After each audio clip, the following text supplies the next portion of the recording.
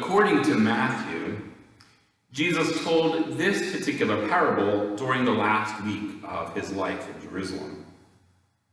And after he had done a bunch of other things that would probably be part of an inquest into his goings-on as evidence against him, he had, one, stolen a donkey to ride into town.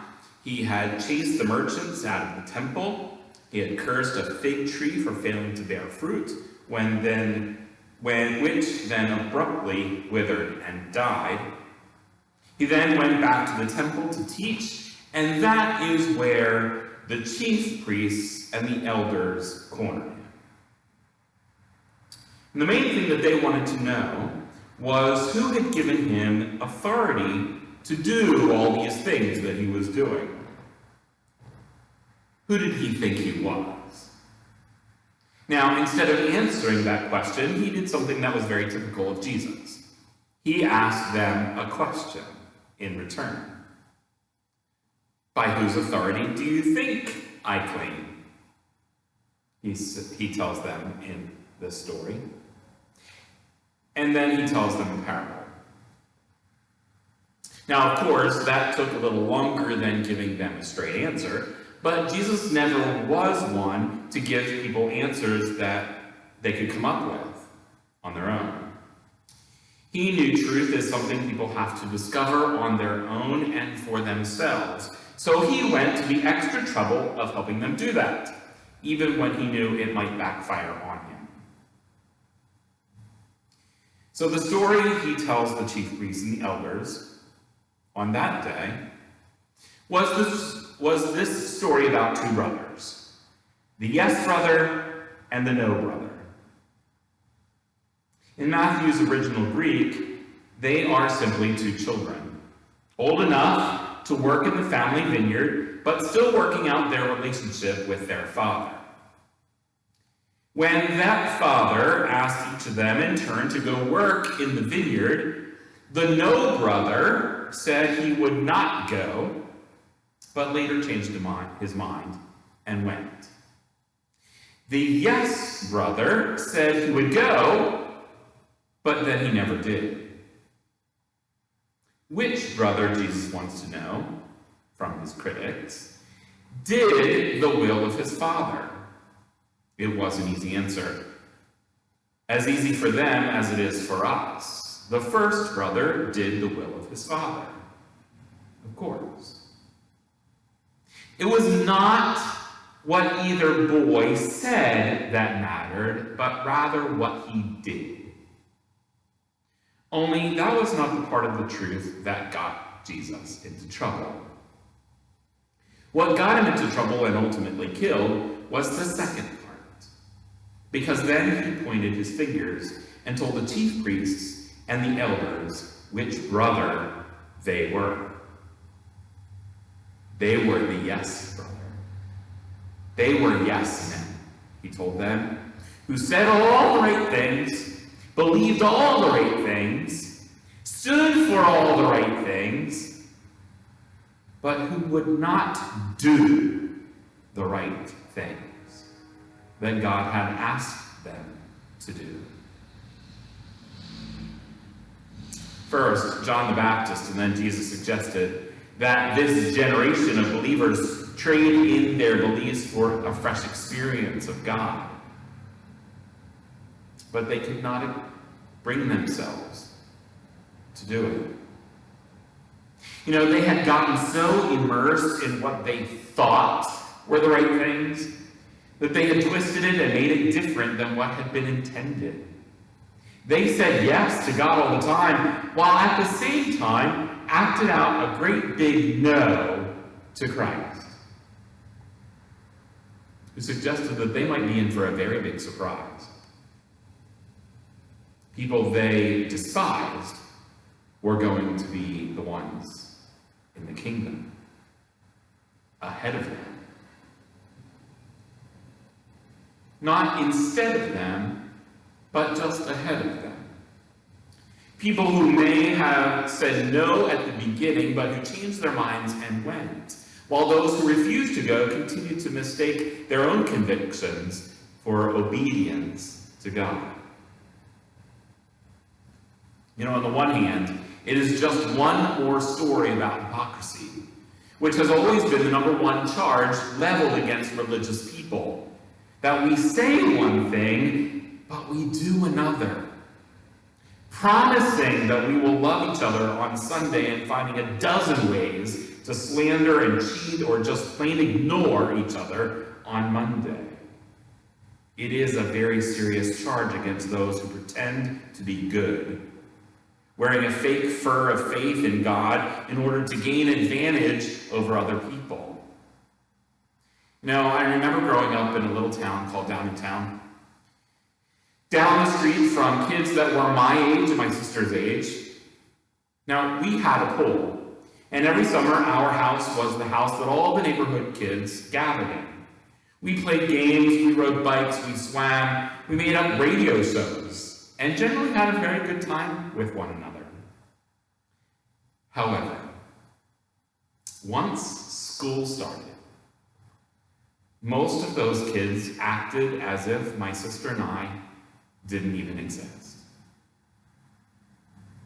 Why? Well, they were part of the in crowd. Part of the popular gang, and my sister and I simply were not. And every summer would come around and they acted again as if we were long-lost friends that were bonded for life, doing all the great fun things that you did in the summer. Hypocrisy at its core among children. But we adults in the Christian church aren't a whole lot better. But I don't think that conscious pretense is the real problem. I am much more concerned about the unconscious way many of us substitute our beliefs about God for our obedience to God. As if we're enough to say, "I go, sir," without ever tensing a muscle to actually get out of our comfortable recliners or pews and actually go do it. I don't know how it starts. Maybe we have such a good imagination that we actually believe we have done things that we have really not done at all, that we've only thought about doing. Never mind God for a moment. Consider your everyday life. Have you ever thought about visiting a sick friend? Rehearsed what you wanted to say, decided on a card instead, thought about what a nice gesture that would be, congratulated yourself on your thoughtfulness, and had life get in the way and didn't even manage to send that card.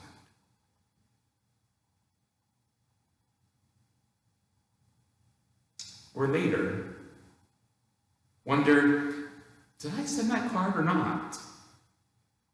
Which is even worse, because you don't remember what you did.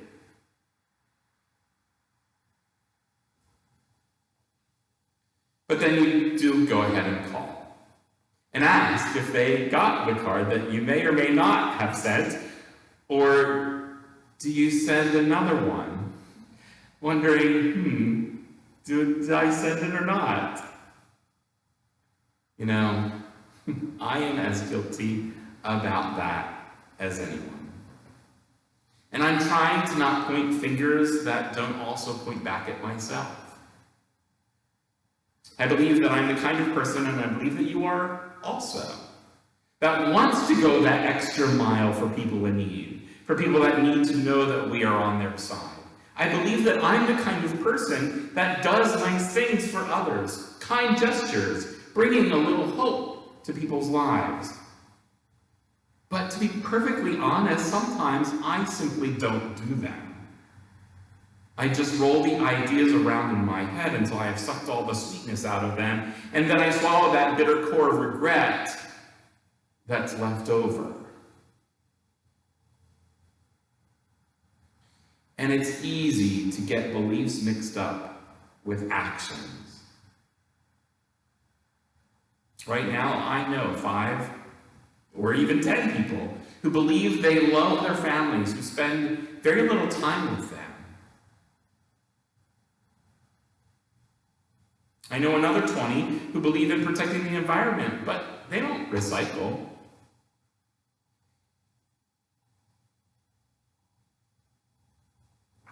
I know at least 100 people who believe that they are against violence in movies,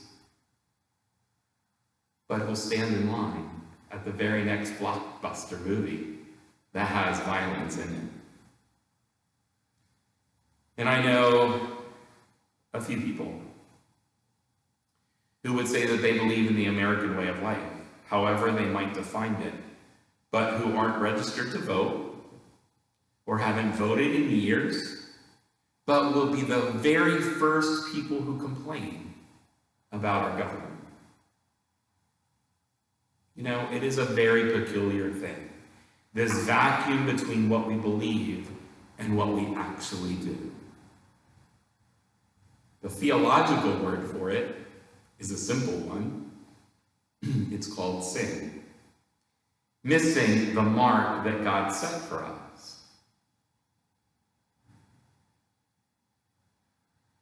It is both inevitable and luckily forgivable, but it's never tolerable for those of us who love God. When God is the mark that we are missing, the vacuum is simply too painful to bear. It tears us up, really, in our spirit, to say one thing and do another. It tears up our families, our friendships, and our communities. When we say love, but we do indifference. We say right, and we do nothing, or we do wrong. Or say, I will go, and go absolutely nowhere at all. What we believe has no meaning apart from what we do about it. There is not a creed or a mission statement in the world that is worth one single visit to a sick friend or one cup of water held out to someone who is longing for it. Words mean nothing if they aren't followed up by action. Now, there's a fairly old movie that's been out a long time ago, Out of Africa, which starred Meryl Streep and Robert Redford. It's one of my favorite movies, and loosely based on the even better autobiography by Isak Dinesen, who is the pseudonym for the Danish author Karen Blixen. One of the stories in the book tells of a young Kikuyu boy named Katau, who appeared at Karen's home. He asks if he could work for her. She says yes, and he turned out to be a very good worker. But after 3 months, he came to her again to ask if she would be willing to write a letter of recommendation to the Sheikh Ali bin Salim, a Muslim in Mombasa. Upset at the thought of losing him, she offers to raise his pay, but he is firm about leaving. You see, he had decided that he would either be a Christian or a Muslim, and his whole purpose in coming to live with her and to work for her had been to see the ways and the habits of Christians up close. Next, he wanted to live for 3 months with a sheikh to see how Muslims behaved, and then he would make up his mind. Well, in the book that Denison wrote, she said this: I believe that even the Archbishop, when he had these facts laid before him, would have said, or at least thought, as I said, "Good God, Katau, you might have told me that when you came here."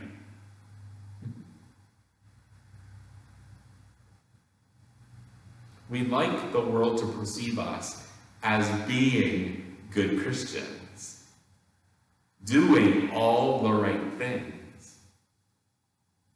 But are we really, and I mean really, living up to that? Because God doesn't tell us ahead of time, I'm just going to observe and watch and see how you behave. More to the point, God has been telling us all along that there is no of people who will say, believe, or stand for all the right things, but they don't do them. There have been plenty of those kinds of people in the world. But what God is short of are people who will go where God calls them and do what God gives them to do, even, let's say, when it goes against their beliefs. To quote Kierkegaard, Jesus wants followers, not admirers. We can admire God all we want. We can admire Jesus for his life. But are we willing to step into Jesus' footsteps and go where he went? To follow. Whether we say yes or no is apparently less important to God than what we actually do. The important thing is what our lives say about us. And there are as easy for most people to read as the story of the yes and no brothers. We can read them in people's lives.